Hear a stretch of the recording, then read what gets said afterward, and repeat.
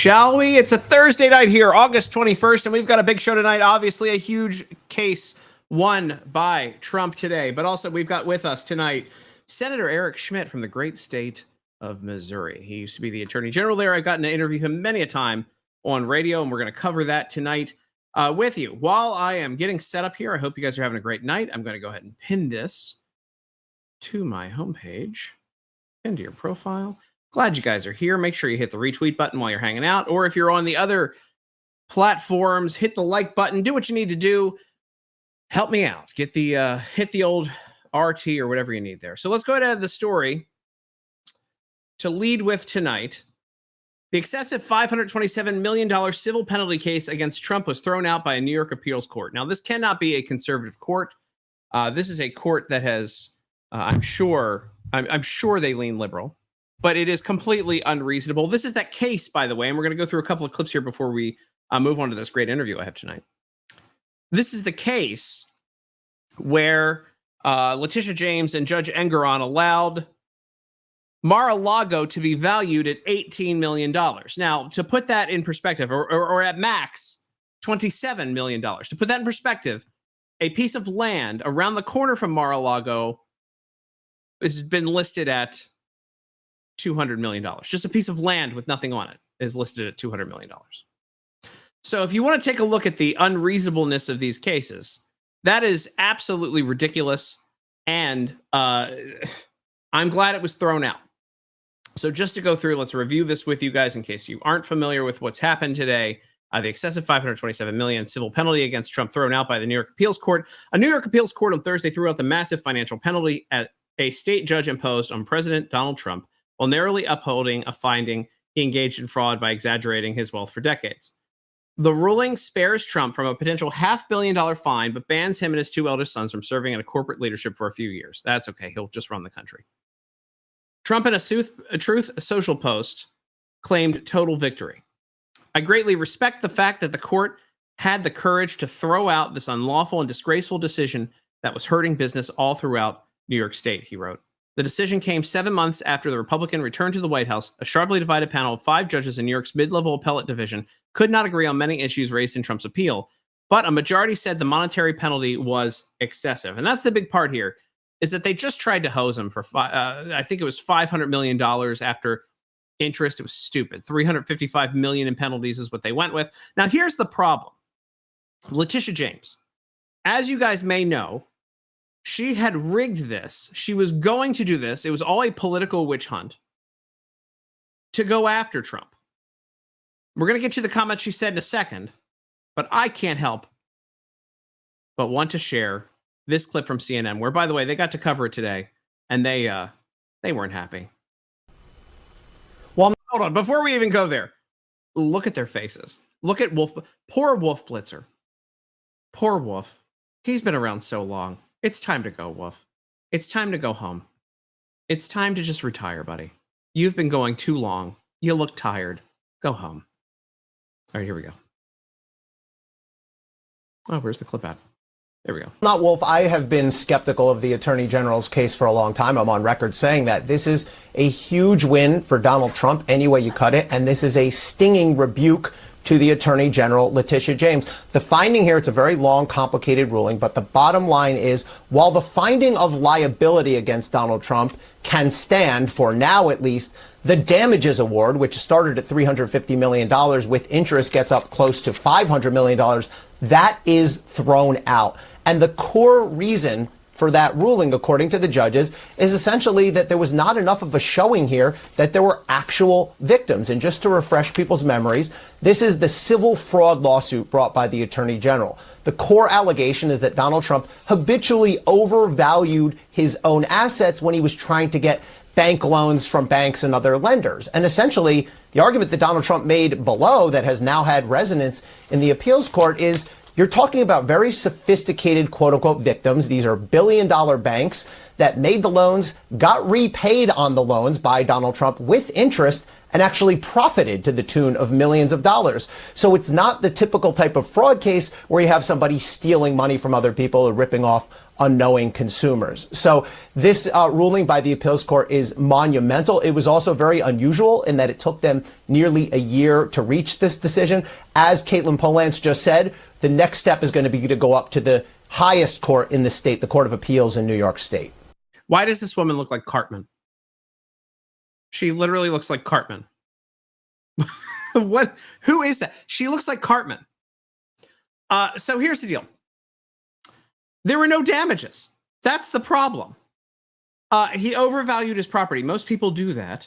As someone who is house hunting currently, I can tell you that most people overvalue their property. Yes. Did he commit fraud? I don't think so. Was there damage? No. It was, they said that he defrauded Deutsche Bank, who said that they would work with him again, and they didn't lose a penny. As they had to admit on CNN, well, you can see their faces there with Cartman. I mean, it really does look like Cartman. You can't unsee it once you say it. Once you see that, once you know that there's no damage, there should be no civil penalty. You have to have damages. It's the same thing when you defame someone. You have to prove that there's damage. When you harm them, there has to be some sort of damage. And if there's no damage, as I wipe my eyes here, my allergies are going nuts today again. If there's no damage, then there can't be a judgment, especially not a $355 million judgment that turned into a $500 million judgment.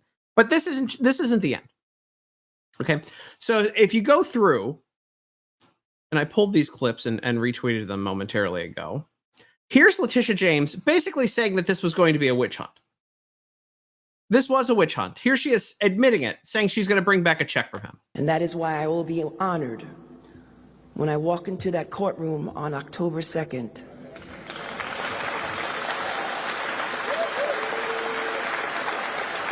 All these people clapping are just corrupt. By the way, she's at the Democracy, Affirmative Action, and Election Rights something or other. Get out of here. Well, my role is civil. But I will come back before you soon with a check for $250 million.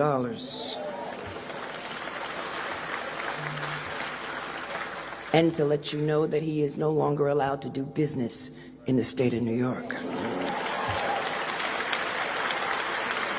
Yeah, we've got a special charge to show up and stand up for one another. Who is she standing up for? Who is she standing up for? Deranged Democrats who want a tyranny of Democrats? Because she wasn't standing up for New Yorkers. If I'm a New Yorker, I want Donald Trump doing business in my state. I don't know why in the hell you would want to throw someone like him out, or any billionaire. But hey, you get what you get. When you have Mamdani in office here pretty soon, you're going to get what you get. You're going to have no money.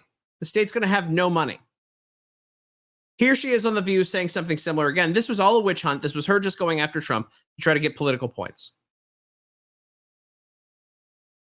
You also intend to prosecute By the way, only the most serious Democrats go on The View. him after he is out of office, correct? Joy, again, our investigation currently is civil in nature. It is not criminal. In the event that we uncover any activity or conduct, They can't help but cackle over each other. in the event that we uncover any conduct. Oh, yes. But will you go ahead with the civil suit? I mean, can you imagine? Like these cackling hags can't even let their propagandist guests talk. Oh. Yes, our civil suit will continue, whether he's president or not. And so after January 20th at 12 o'clock, our investigation will continue, Joy. There's no way a potential pardon for Trump or his three eldest kids would shield them from anything you're investigating. Am I right? That's what you just said, I believe. Correct. He cannot pardon himself. What he could do is step down and allow the Vice President Pence, to pardon him. In all likelihood, I suspect that he will pardon his family members, his children, his son-in-law, and individuals in his administration. By the way, this is before he left office after the old stolen election. And you notice that Letitia James, in the middle of her going after Trump with a witch hunt, some bogus charges, bogus civil charges, that she said that Trump would pardon his family. Interestingly, he didn't. And the person who did was Joe Biden, and there was no outrage from the left. As well as some of his close associates. And then I suspect at some point in time, he will step down and allow the vice president to pardon him. Now, it's important to understand he is pardoned from federal crimes, but he is not pardoned from state crimes. Last year, I introduced a bill. And this is they are living in fantasy land. God, she looks slow. Between her and the other one that looks like Cartman. They live in fantasy land where Trump is corrupt. He's not. He's not. He's not. They say it over and over again. They don't like him. But is he corrupt? No, he's not corrupt. Too bad. In the state legislature, which would close the pardon loophole so that individuals such as the President of the United States would not evade justice. It's important that we have this check on presidential powers. And in the legislature, we need a check on her powers, especially when she goes to a buffet. The state legislature, I'm so happy they passed that bill, and it is now the law in the state of New York. President Trump cannot avoid justice in the great state of New York. He couldn't avoid the witch hunt in the great state of New York. Actually, the state of New York is not great. It continues to turn into a shithole because of people like her. So Trump effectively now doesn't have to pay the BS fine. Total BS fine. Here is, by the way, it's an opinion from Jonathan Turley over on Fox News. Do we have that full screen? We do. Judge who fined Trump $500 million gets the books thrown at him. Judge Engoron failed to preserve a single dollar of his original fine against President Trump. Again, this is Jonathan Turley reporting on the same thing. In New York, a court revealed that a leading citizen had cooked the books by inflating questionable figures without any support in reality. Moreover, this wild overvaluation was widely viewed as motivated by self-aggrandizement, I can read. The final reported figures are so absurdly inflated that they were rejected in their entirety. In the end, he was off by over $500 million. That man was Judge Arthur Engoron. After a New York appellate court unanimously threw out Engoron's absurd $500 million judgment and interest against President Donald Trump, the irony was crushing. It was Engoron who seemed, as he had characterized Trump's witnesses, as having simply denied reality. It made his notorious reliance on the assessment of Mar-a-Lago as worth between 18 and 27.6 million seem like good accounting. In the end, he could not get a single judge to preserve a single dollar of that fine. Now, again, this is look at this.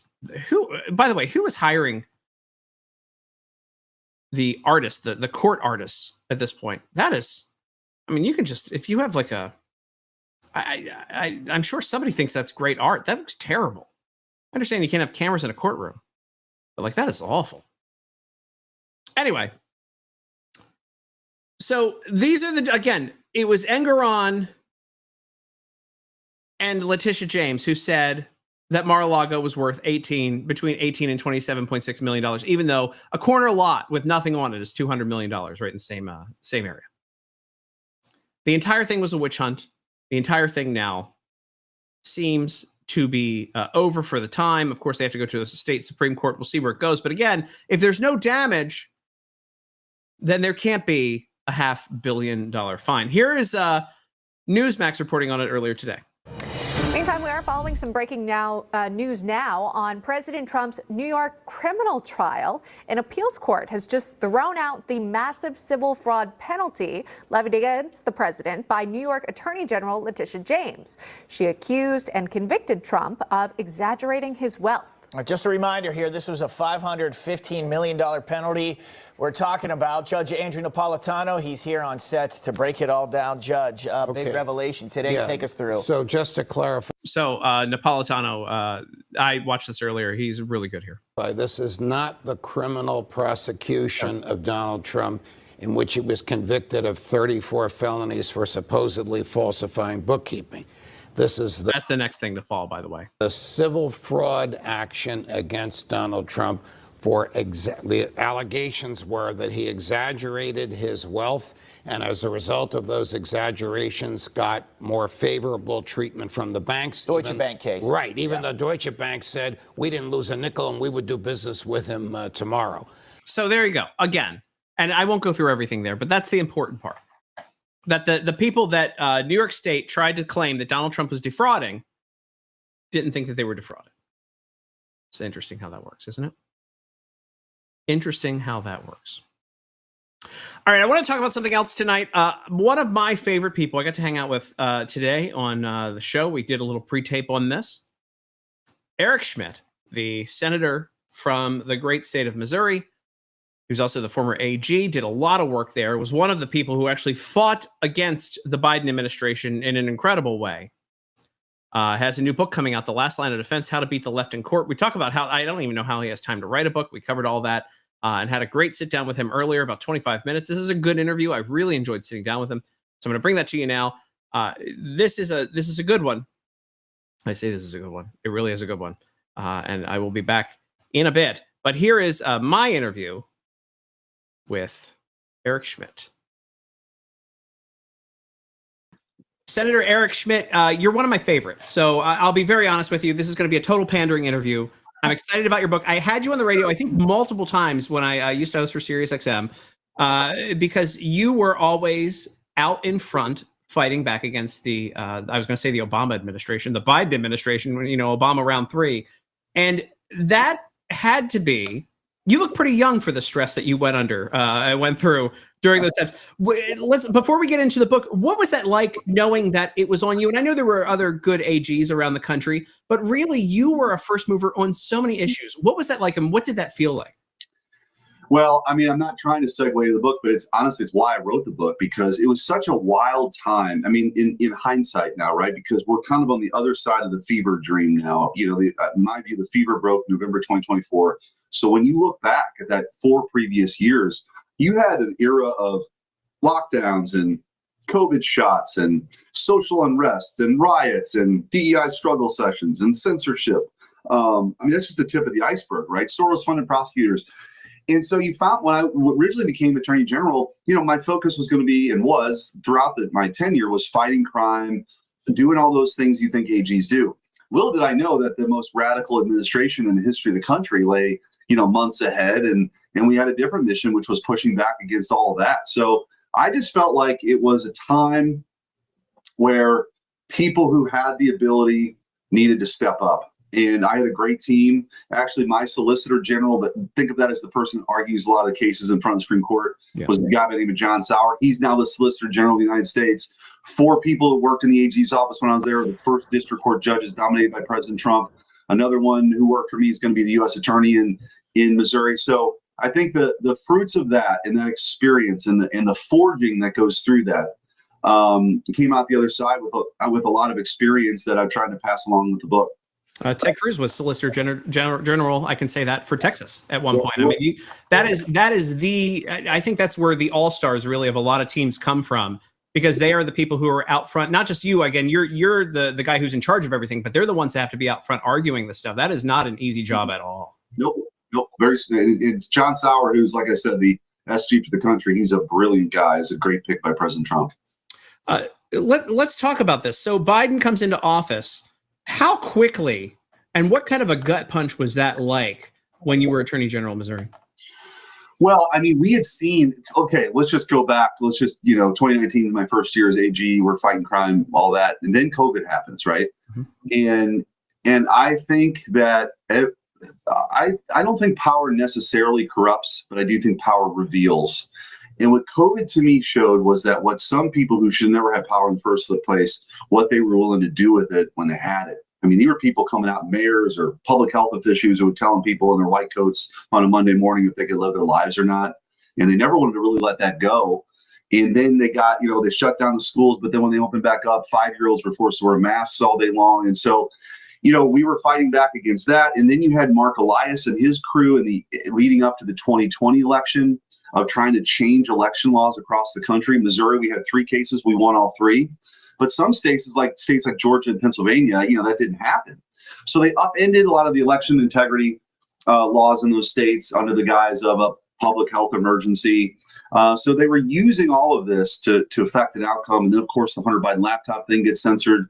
So in that, period where Joe Biden's about to get sworn in, we kind of knew that it was going to be a very different time. But I'm not sure. I mean, no one could have predicted how radical they really were. And I think part of the reason why they put Biden up, he was losing the primary to Bernie Sanders, is that they knew they could populate the White House with, a bunch of white paper writing extreme libs who wanted to fundamentally change the country. So they opened up the border. They pushed this divisive ideology. And so somebody had to do something. So we decided to stand up and fight back. It's everybody kind of forgets about the that rigged Super Tuesday election for the Democrats when everybody dropped out that could have taken votes away from Biden, and only Elizabeth Warren stayed in because she could take votes away from Bernie Sanders. That was pretty rigged. Talk about a rigged primary. Well, and think about it. That was like 3 weeks before COVID hit, and so if that doesn't go down, Bernie Sanders is likely their nominee. And there's no, I'm not suggesting they knew that, but at the same time, the timing is remarkable how that all happened. Yeah, it's incredible. Let's get into this. By the way, I guess the easiest way to do this is pull this up. Not a terrible endorsement here. President Trump, my good friend Eric Schmidt, former Attorney General, now Senator from the great state of Missouri, has a wonderful new book out entitled "The Last Line of Defense: How to Beat the Left in Court." Eric's a fighter who beat back Biden's disastrous policies, and as AG and in the U.S. Senate has been working hard to defend our America First agenda from the radical left. Get your copy today. Not a terrible endorsement. And I'll tell you this: I did my research here. You're now beating Amy Coney Barrett as number one. So you got one up on a Supreme Court justice. Well, having the president's endorsement and calling you a fighter, I'll take that. That's a win. So, I appreciate that, and I think that people will really enjoy the book. Like I know that people, they talk about books all the time, but this is really kind of a behind the scenes look. Like we took Fauci's depo, we took Elvis Chan, who was the FBI agent that was pre-bunking the Hunter Biden laptop story. We took his deposition. What was it like to be, in the middle of all those fights during COVID, and what were the decisions? We sued China for unleashing COVID. Missouri ended up getting a $24 billion judgment. There's a lot that happened in a few years. Yeah. Hold on. I didn't read that part. I didn't know that. You sued China and got a judgment? Yeah, in 2020, in April of 2020, we decided, you know what? They were canceling flights in and out of Wuhan domestically, but not internationally. And then they became the largest net importer of PPE when they were the largest net exporter of PPE. So they knew something was going down. They didn't tell the world. So we decided to sue them, and we jumped through a bunch of legal hoops. We got them served. As you can imagine, you can't put a sheriff from Missouri on a plane to Beijing to serve them. So we had to figure out through the Hague Convention how you do that. And we walked through that in the book too, Last Line of Defense. And ultimately got a $24 billion judgment. So now it's up to my successors to sort of like seize Chinese farmland. It would be kind of cool. So yeah, we walked through all that stuff in the book, and it is, I've never written a book before, so there's a lot of reflection that goes into doing something like this, and when you're in the middle of it, you don't really realize all the things that are happening at one time. But then, when you can kind of take a step back, it was a wild time, and we had a great team, and we stepped up. I was gonna say, listen, you are a busy AG, obviously. You're an incredibly busy senator. You do a lot of constituent work. You're a great senator. When do you have time to write a book? How do you write a book in the middle of everything you do? Just when you're on flights back and forth? Yeah, pretty much, honestly. Or, if I get a Sunday afternoon or something. I've got 3 kids too, right? I've got a son with special needs, and I've got 2 teenage daughters, and you want to be a good dad and a good husband. But yeah, it was a process where, again, I'd not done it before, but you kind of just walk through what was all the stuff, and then these kind of chapters would flow out of these various fights, and so the book's really kind of divided into what were the COVID wars like, and what was it like to take on the censorship case, and then what was it like to push back on Biden trying to open up our borders, and then what'd you do when you open an investigation against some of the biggest banks in the country for their ESG policies, and then what'd you do with schools, and we just once you kind of laid it all out, there was a lot of content, and it was fun to write. But more importantly, I think, it's written, I hope AGs read it and lawyers read it, but it's really written for, your audience, like normal people who, get a better idea of what was that landscape like and what does it take to win. And it's really a playbook for the future, because we can't cede the courts. We can't cede the judicial system to the left. We got to be willing to stand up and fight. Yeah, and actually probably much easier to write a 300-page book or however long it is than a legal argument against a tyrannical government. It's probably a walk in the park to write something like that, right? Well, we had a lot of it's funny.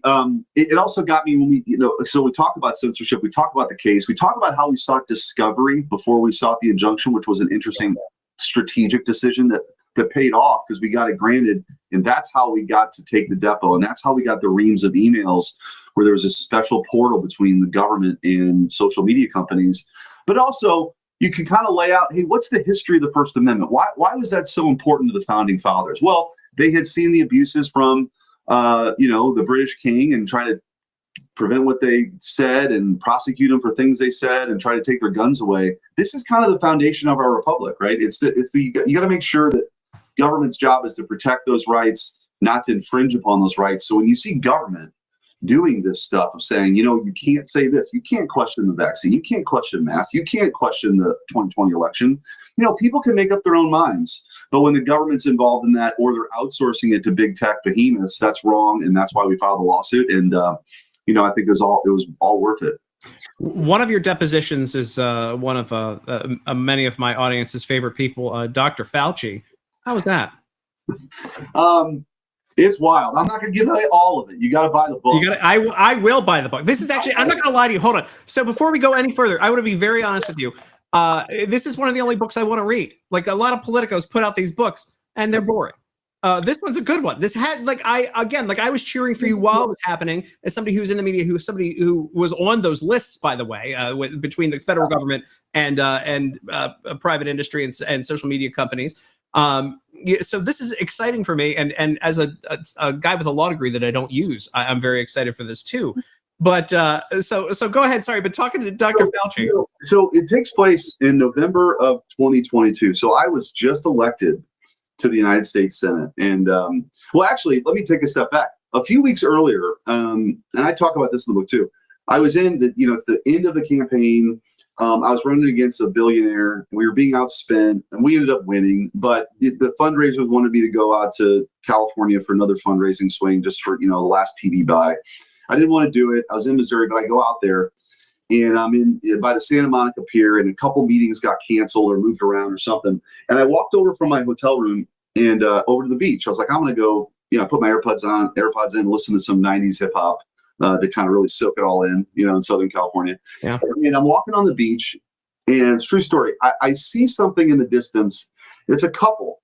They're, normal build, normal height, both had dark hair, and I'm on the beach, and they're walking towards me, and I noticed something.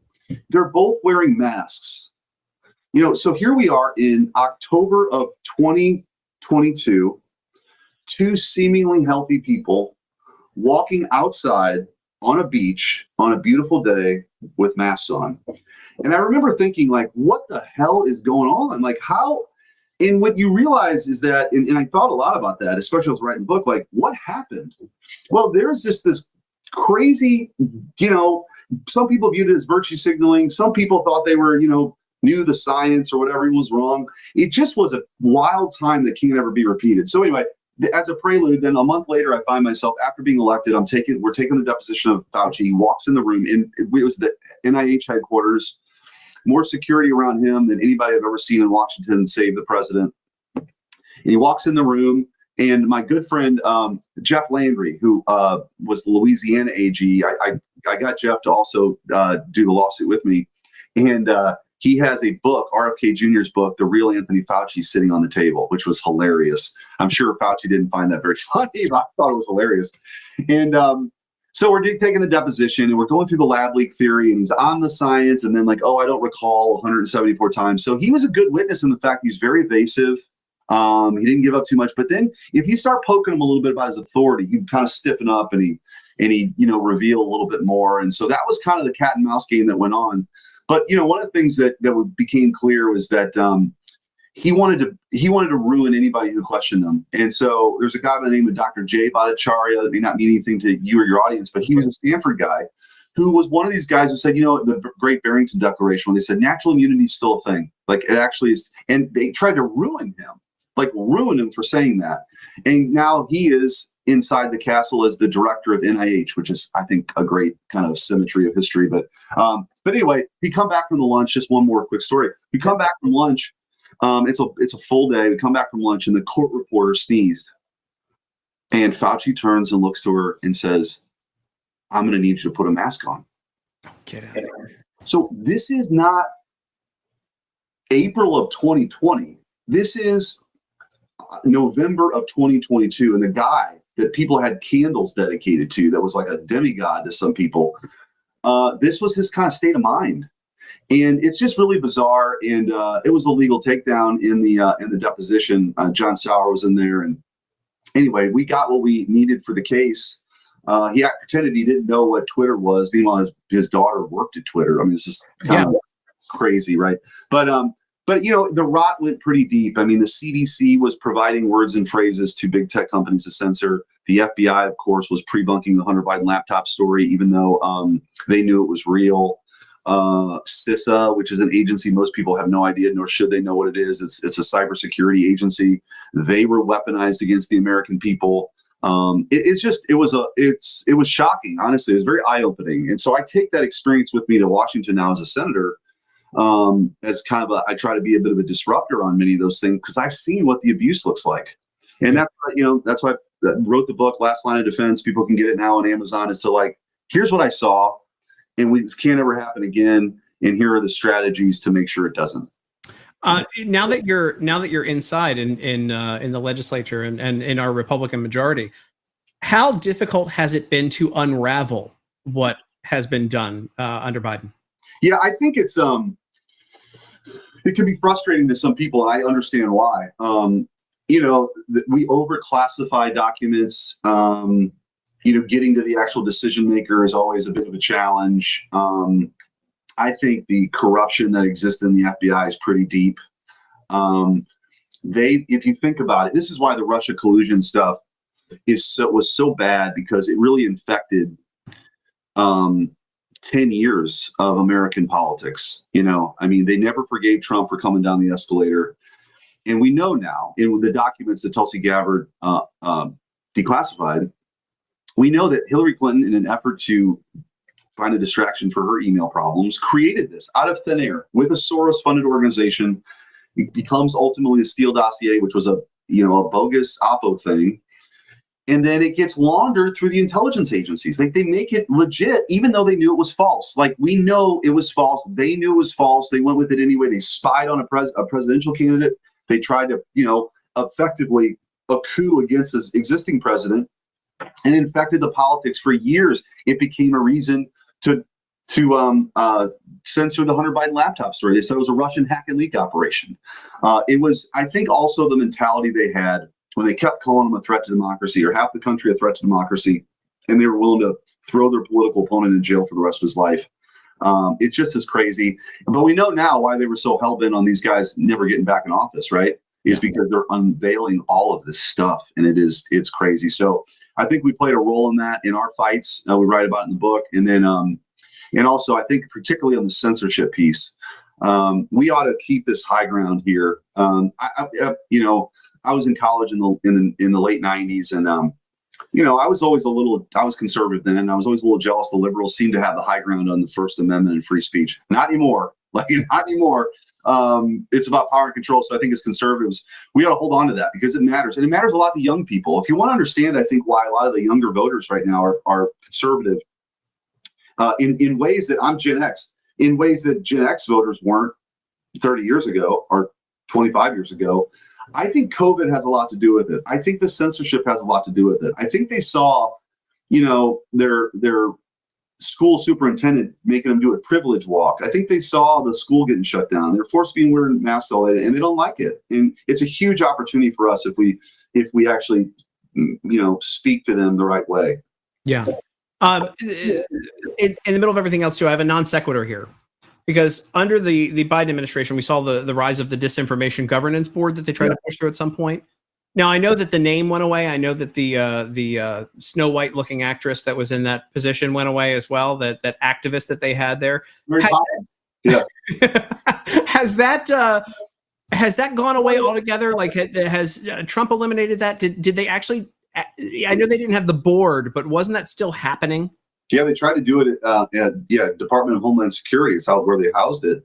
Yeah, I think it's effectively been dismantled. But the truth is, there's still people in the administrative state who buy into all that, who view themselves as resistors. Yeah. So I'm all for a lot of these efforts. I mean, Tulsi Gabbard just announced that she wants to really downsize, the DNI office. There's a lot of these. I mean, the Civil Rights Division at the Department of Justice was corrupt as hell.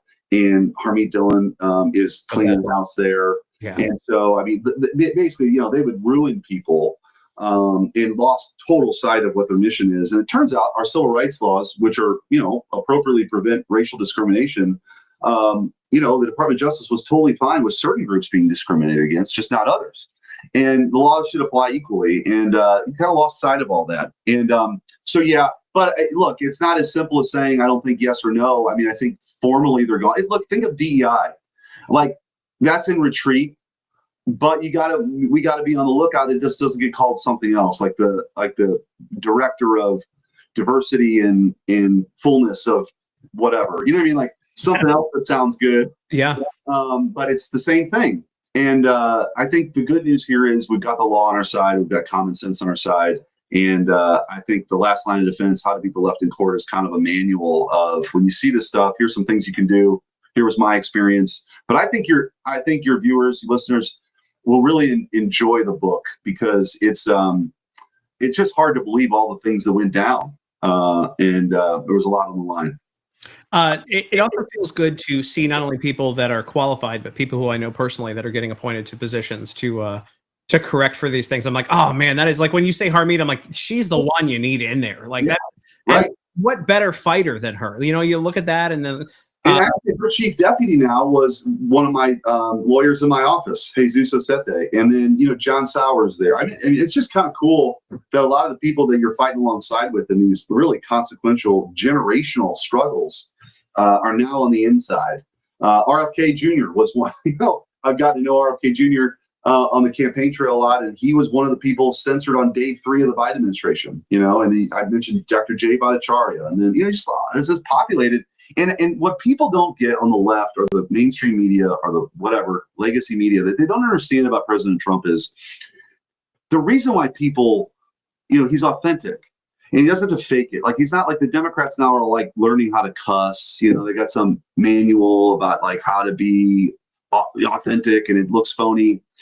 He's not phony. He's authentic. And when he says he's going to do something, he goes and does it. And he puts people in there now who are aligned with him. And this non-consecutive term he has, I think he has a much better, or I would say more aligned team than he had the first go around. And that helps too. Well, one of the ones for me that I need you to look out for, I'm doing, I'm not lobbying here, but I'm just saying a good friend of mine who was on the show many, many times and a great whiskey friend of mine, EJ Antoni, just got literally 2.5 months ago, explained to me what the Bureau of Labor Statistics was on my show.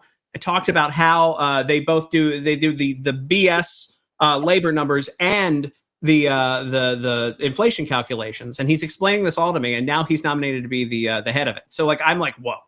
Yeah, and that's the guy. Like that. And talk about that agency, though. Trump gets blamed for firing. Like they have credibility issues, right? Because they've been making estimates, revising things left and right. And you get a qualified person in there. It's amazing what you can do. I also think we're learning, even with like the CBO scoring and all this stuff. Most of these entities are been captured by the left. 90% of the people that work there are Democrats.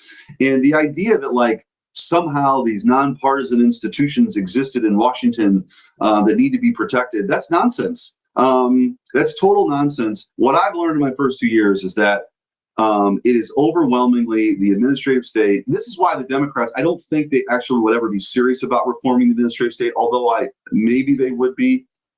It does their bidding for them without anybody ever having to vote on it, and that's why we got to have real structural reform so that when I, as a senator from Missouri, vote on something, I'm accountable for that. They send me back or they send me home. You don't get to do that with some bureaucrat you don't know the name of who works for an agency you can't pronounce. You Yep. know, so.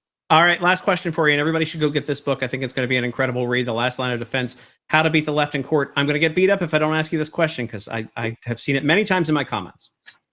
Dr. Fauci, all these 51 intelligence officials with the Russian disinformation claiming the laptop was fake, everything like that. We ever going to see anybody go to jail? I hope so. I think I get asked this a lot too, as you might imagine. Yeah. I actually think the process is information that's out. The next phase, which I think we're rapidly approaching here, is indictments. Take the Russiagate thing, for example. I think indictments are coming. They should come. Yes, the statute of limitations has run on some things, but not on a conspiracy charge. An ongoing conspiracy, they don't have that problem. And I think if I had to guess, and this is not inside info, that Comer, Clapper, and Brennan ought to be looking up, make sure they've got a lawyer on speed dial. So sure they do. That's my guess. They probably got Obama's team on speed dial.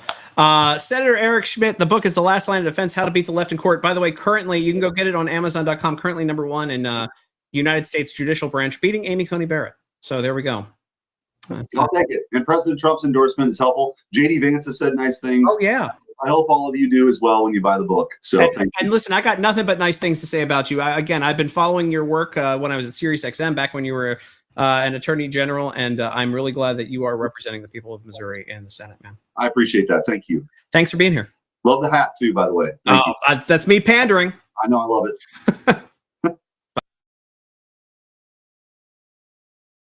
All right, the book is The Last Line of Defense. Let me put my face back up in here. And as you can see, Donald Trump has endorsed it. It's an incredible book. I would recommend going to get it again. The work that Eric Schmidt has done has been incredible through the years, and very, very interesting. Very, very interesting what he's been able to accomplish, and the importance that he has had in politics and in preserving our freedom. So glad to have him on tonight. I'm glad to have you guys here tonight. Again, huge day for Donald Trump, huge day for, I think, fairness in the judicial branch. We're not used to that. And a huge day for the show, having on Senator Eric Schmidt. Again, a great show tonight. I'm going to cut off a little bit early tonight. I'm going to go have some fun for once. I'm going to go take a break. I'm glad that you guys have been here. I had a great day hanging out with you all. Thanks for watching. Hit the retweet button and go get this book. Again, I think it's like $15. The Last Line of Defense, How to Beat the Left in Court by Senator Eric Schmidt. Up now and again, endorsed by President Donald Trump. I want to thank you guys for being here again. Great time hanging out with you all. And here, let me zoom out there. And before we get out of here, of course, I want to shout out our friends and our sponsors. Where are we at here? Kalshi, if I can find them. Of course, why would I be able to find any kind of ads on my... They only pay the bills, you know. Here we go. If history has taught us anything, it's not to root against the underdog. Right, Peter? No spoilers. It pays to know what's coming. Check the group chat! To chart your own course. I'm sure that's nothing. Because the 1 in a million long shot can work. When the whole world picks Goliath, you know it's going to be David. Every great leap began with a bold first step. And there's no shortage of second chances. Against impossible odds, you don't stand down. You swing first.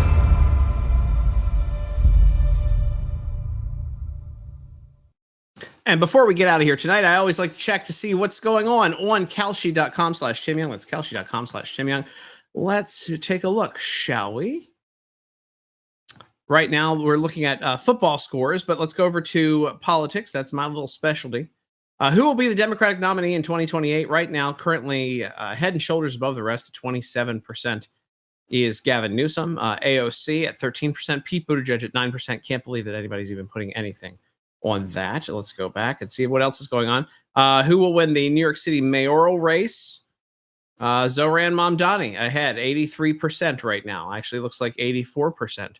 You have to put 84 cents down on that. He's ahead right now. Andrew Cuomo at 10% and Eric Adams at 4%. Remember Eric Adams? He used to be around for a while. And then what will Jerome Powell say during his speech at the Jackson Hole Economic Policy Symposium? Here we go. All the words. This is, by the way, I need to do this for the State of the Union. I'm actually going to participate in this one for this year's State of the Union address because it was really fun last year. They had predicted just about everything that came out on Kalshi. But you can go over there and see what Jerome Powell's going to say. Meeting, good morning, interesting, energy, cut, projection, balance of risks, layoff, transitory, symposium, dollar, median, regulatory regulation, chair, credit, Russia, labor at least 30 times. Interesting. Administration, anchor, and of course, many other things. You can guess whether or not he's going to say any of those things. And put some money down. Could be really fun. And we'll look at one more here. I mean, you can go. This is here we go. Who will Trump nominate as Fed chair? 34% says Christopher Waller, 20% Kevin Warsh, 19% Kevin Hassett, and then you've got James Bullard, David Zervos, Scott Besson, who's already there, Stephen Moran, Rick Reeder, Judy Shelton, Michelle Bowman, and it goes on. The list goes on. But there is, you can figure out right now, the predictive markets are saying basically it's leaning towards Christopher Waller. Interesting stuff. I love Kalshi. It's a very fun place. They're very, very accurate at all times. I very rarely have they been wrong, if ever. I don't think they've ever been wrong, actually. I think the predictive markets have nailed everything since the 2024 election, since I've been working with them. I think they've been incredibly accurate. So what a great night tonight. Got to hang out with Eric Schmidt. Got to talk to you guys. What a great day for court victories and freedom. And I'm glad that Trump doesn't have to pay the $500 million for the... Come on, they said Mar-a-Lago was worth $18 million. How ridiculous is that?